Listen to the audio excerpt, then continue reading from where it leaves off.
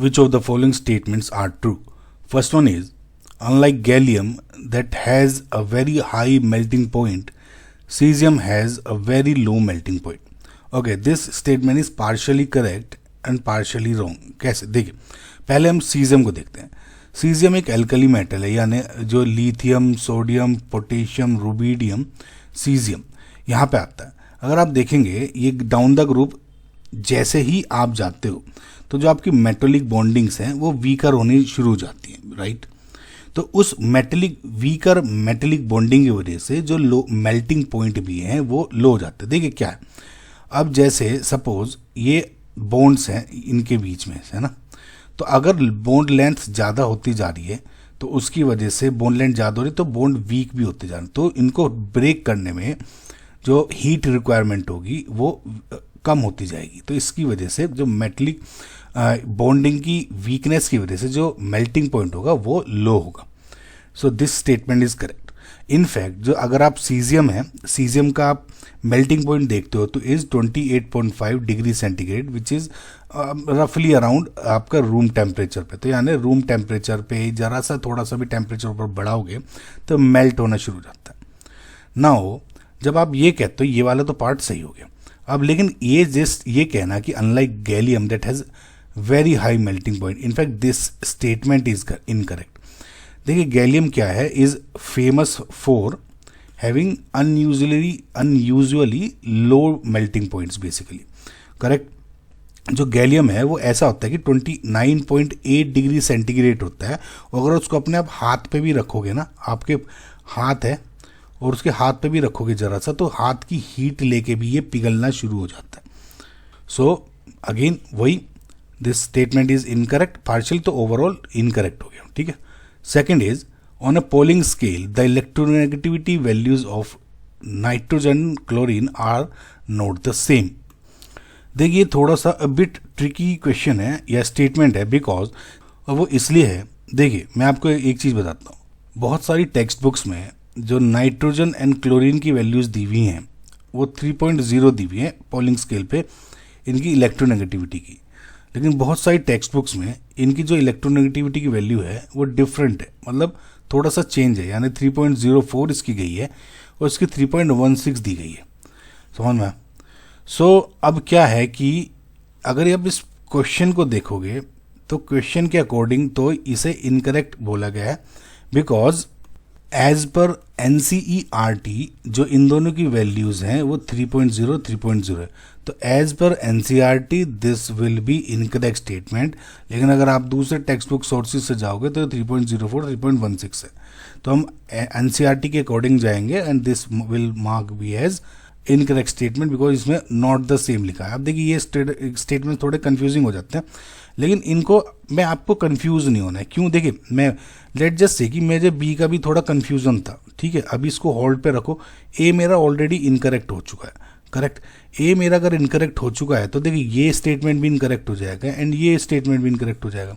अब बाकी के थर्ड और सेकंड स्टेटमेंट में मेरा बी है ही नहीं तो मुझे उसकी लोड ही नहीं लेनी है. समझ में? इनफैक्ट सी सही है, सी को आपको चेक करने की भी ज़रूरत नहीं है. डायरेक्ट ई या डी आप चेक कर लो. ऐसे आपको जल्दी चेक करोगे और टाइम कम ज़्यादा बच जाएगा आपके पास. ओके, सो फिलहाल ये हो गया. अब नेक्स्ट स्टेटमेंट देखते हैं. आर्गन के पॉजिटिव, Cl नेगेटिव, ये सब के सब basically are all isoelectronic species. देखिए आइसोइलेक्ट्रॉनिक स्पीसीज वे स्पीसीज हैं बेसिकली जिसमें number of electrons are same. समझ में? Total number of electrons, basically total number of electrons अगर सेम है तो वे आपके आइसोइलेक्ट्रॉनिक स्पीसीज हो जाएंगे. जैसे इसमें देखिए आर्गन है, आर्गन का जो एटॉमिक नंबर है इज 18. ओके, नाउ इसमें टोटल 18 इलेक्ट्रॉन्स हैं, ओके, क्योंकि न्यूट्रल है और 18 ही प्रोटॉन्स हैं. फिलहाल मैं इलेक्ट्रॉन्स की बात कर रहा हूँ तो इलेक्ट्रॉन्स की बात करें तो मुझे आगे रहता ही नहीं. अब नाउ पोटेशियम. नाउ पोटेशियम का जो इलेक्ट्रॉनिक जो पोटेशियम का एटॉमिक नंबर है इज 19. ओके, नाउ +1 चार्ज हो गया तो इसने एक इलेक्ट्रॉन, 19 एटॉमिक नंबर है तो पहली बात तो 19 इलेक्ट्रॉन्स, लेकिन के पॉजिटिव हो गया तो -1 यानी 18 इलेक्ट्रॉन्स. सेम दिख रहा है.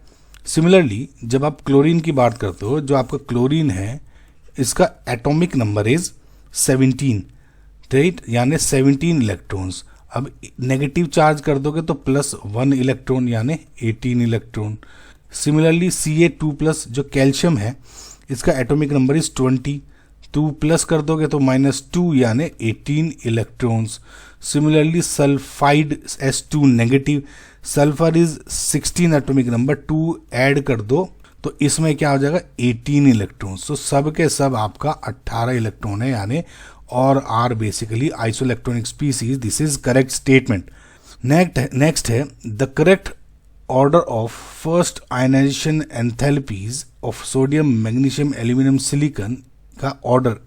the ionization enthalpy, in fact first ionization enthalpy होती है the energy required to remove first electron from the outermost orbit। now energy required देखना, क्योंकि outermost shell में आपको इतनी एनर्जी देनी है या कितनी एनर्जी देनी है कि वो जंप कर जाए बाहर। ओके सो अब ये जनरली जब आप पीरियड में जाते हो फ्रॉम लेफ्ट टू राइट ये इंक्रीज होती है आपकी फर्स्ट आयनाइजेशन एंथैल्पी। ये जनरली ये रूल रहता है। और आप इन सब में देखोगे तो sodium, magnesium, aluminium and silicon, okay, ये सब के सब कैसे जा रहे हैं from left to right, because जो सोडियम है इसका एटॉमिक नंबर इज 11, इसका 12, इसका 13 एंड इसका 14। अब देखिए, अब इसमें देख लेते हैं कि कुछ दिक्कत तो नहीं है। आउटरमोस्ट शेल के इलेक्ट्रॉनिक कॉन्फ़िगरेशन बना लेते हैं पहले। ये हो जाएगा 3s1, this is 3s2, okay, this is 3s2 3p1 and ये हो जाएगा 3s2 3p2। तो जब मैं ये बोल रहा हूँ कि लेफ्ट टू राइट आपकी इंक्रीज होनी चाहिए, तो आइडियली अंडर आइडियल कंडीशंस ये होना चाहिए कि सिलिकॉन सबसे ज़्यादा, then aluminium, then magnesium, then sodium. But is it true?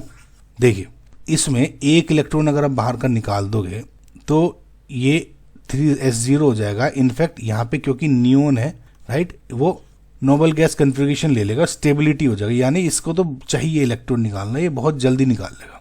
Similarly यहाँ पे देखोगे एक इलेक्ट्रॉन P1 में निकाल के 3s2 स्टेबल गैस कन्फिग्रेशन हो जाएगा।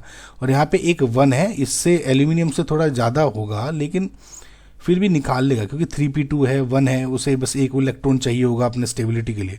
बट अगर आप इस वाले मैग्नीशियम को देखते हो, this is 3s2, this is already stable 3s2। Now 3s2 अगर ये ऑलरेडी स्टेबल है, 2 इलेक्ट्रॉन चाहिए थे, दोनों के दोनों हैं, तो इसमें से एक इलेक्ट्रॉन निकालना विल बी वेरी टफ और बहुत ज़्यादा एनर्जी रिक्वायर करेगा, राइट। सो इस वजह से इसमें थोड़ा सा आप में वो आ जाता है एक्सेप्शन इनफैक्ट।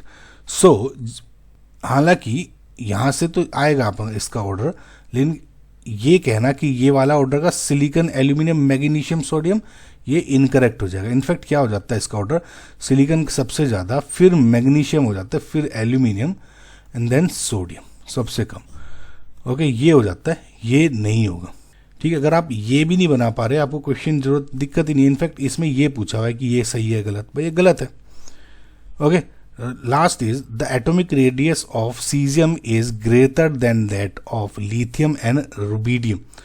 ओके, देखिए ये तो इजी है, this is correct statement because सब के सब देखिए ग्रुप 1 में lithium, sodium, potassium, rubidium, caesium, अगर ऊपर से नीचे आते हो तो लिथियम तो यहीं पे ही है, रुबिडियम यहाँ पे, ऊपर से नीचे एक एक्स्ट्रा शेल ऐड होता जा रहा है और एक्स्ट्रा शेल होने की वजह से जो एटॉमिक रेडियस है वो भी इंक्रीज होती जा रही है। एंड हैंस जो आपका सीजियम है इन सब में हाईएस्ट एटॉमिक रेडियस रखता है। ओके, तो ये करेक्ट स्टेटमेंट हो गया, यानी सी एंड डी, यानी जो आपका ऑप्शन नंबर 2 है इज योर करेक्ट आंसर।